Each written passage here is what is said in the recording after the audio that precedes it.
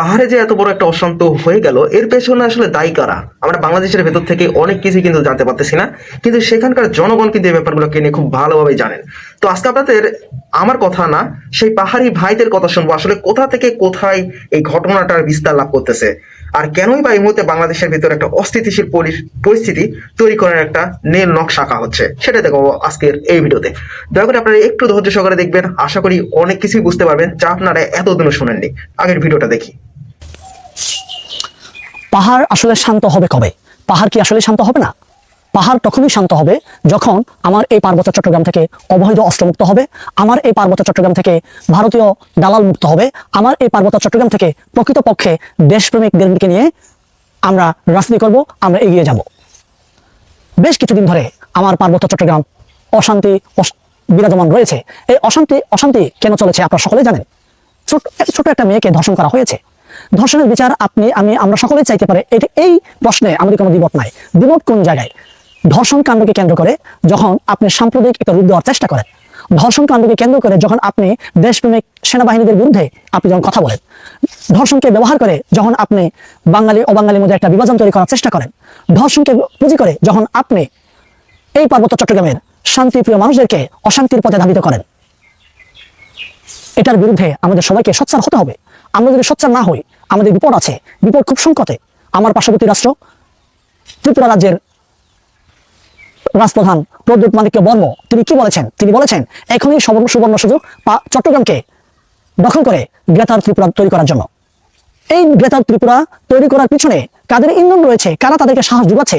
এই সাহস যোগানোর পিছনে একটা মাত্র গোষ্ঠী আছে, সেই গোষ্ঠীটি হচ্ছে সন্ত্রাসী গোষ্ঠী। আঞ্চলিক সমর্থন যারা করছে তারাই। এখন এই সংগঠনের নেতৃস্থানীয় কারা আছে? এই সংগঠনের নেতৃস্থানীয় আছে চাকমা গোষ্ঠী। এই চাকমা গোষ্ঠী বারে বারে এই পার্বত্য চট্টগ্রামের মারমা, খিয়াং, খুমি, বম, লুসাই, পাংখোয়া, টংচঙ্গা, ম্রো, সাঁওতাল, গারো সকল জাতিকে ব্যবহার করে সংখ্যাগরিষ্ঠ বাঙালি জনগোষ্ঠীর বিরুদ্ধে বারে বারে আমাদেরকে লিলিয়ে দিচ্ছে, বারে বারে আমাদেরকে অস্ত্র ধরার জন্য আমাদেরকে উৎসাহিত করছে। এই উৎসাহিত প্রদান করার কারণে একটা মুরগি চুরি হলেও সেই মুরগি কাণ্ডকে কেন্দ্র করে একটা সাম্প্রদায়িক দাঙ্গায় চলে যায়। এই যে বারে বারে সাম্প্রদায়িক দাঙ্গায় নিয়ে যাওয়ার পায়তারা, আমি মনে করি পার্বত্য চট্টগ্রামের খবর আছে যে এখানে এস আলম এখানে প্রচুর পরিমাণে ফান্ডিং করছে, এখানে আওয়ামী লীগরা প্রচুর পরিমাণে ফান্ডিং করছে, খবর আছে। এটা হচ্ছে উড়া খবর। কোনটা সত্য কোনটা মিথ্যা সময় আসলে আমরা খুঁজে পাবো। কিন্তু তার আগে আমরা যে জলে পুড়ে ছাই হয়ে যাচ্ছি, আপনার ভাই আমার ভাই অঙ্গহানি হচ্ছে, আক্রান্ত হচ্ছে, আপনার অস্ত্রের মুখে তাদেরকে যে জিম্মি করে তাদেরকে পৃথিবী থেকে নিশ্চিহ্ন করে ফেলা হচ্ছে, এখান থেকে মুক্তির উপায় কি? এখান থেকে মুক্তির একটাই উপায়, সেটা হচ্ছে সকলকে সাহস নিয়ে, যেমন 24শে আন্দোলনে আমরা সবাই একসাথে কাঁধে কাঁধ মিলিয়ে ধর্ম বর্ণ জাতি একসাথে আমরা কাঁধে কাঁধ মিলিয়ে শেখ হাসিনার বিরুদ্ধে রাজপথে সোচ্চার হয়েছি, ঠিক তেমনি আমার এই পার্বত্য চট্টগ্রামের থেকেও এই আঞ্চলিক সংগঠনগুলো এই অবৈধ অস্ত্রগুলোকে মুক্ত করতে হলে সকল জাতিকে ঐক্যবদ্ধ হয়ে আমাদেরকে কথা বলতে হবে, আমাদেরকে রাজপথে নামতে হবে।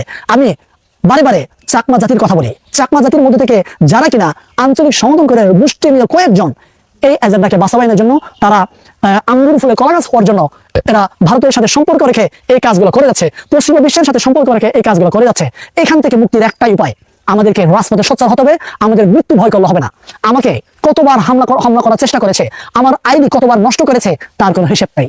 আমাকে সরাসরি ফিজিক্যালি আক্রমণ করতে না পেরে তারা বারে বারে আমার সোশ্যাল মিডিয়ার যে মাধ্যমগুলোতে আমি কথা বলি, সেই মাধ্যমগুলোতে এরা আমাকে ক্ষতি করার চেষ্টা করছে। আমার 47টা আইডি এরা বারে বারে নষ্ট করেছে। আমি কি থেমে আছি? থেমে নেই। তাই পার্বত্য চট্টগ্রামের যে সকল শান্তিপ্রিয় ভাইরা রয়েছেন, যে সকল শান্তিপ্রিয় বোনরা রয়েছেন, আপনারা এগিয়ে আসুন। আমি চাকমা, মারমা, খিয়াং, খুবই, বম, লুসাই, পাংখোয়া, বাঙালি সকলকে অনুরোধ করছি, আসেন আমরা এক হাতে কাঁধে কাঁধ মিলিয়ে এই সন্ত্রাসীদের বিরুদ্ধে আমরা আওয়াজ তুলি, এই সন্ত্রাসীদেরকে আমরা নির্মূল করি, তবেই আমার এই পার্বত্য চট্টগ্রাম মুক্ত হবে। আমি কেন সন্ত্রাসী সংগঠন বলছি? এরা নামে বলে আমাদের পার্বত্য চট্টগ্রামের এই যে তথাকথিত আমার সংখ্যালঘুদের জন্য অধিকারের জন্য তারা কাজ করে, কি ধরনের কাজ করে? তারা কাজ করছে না।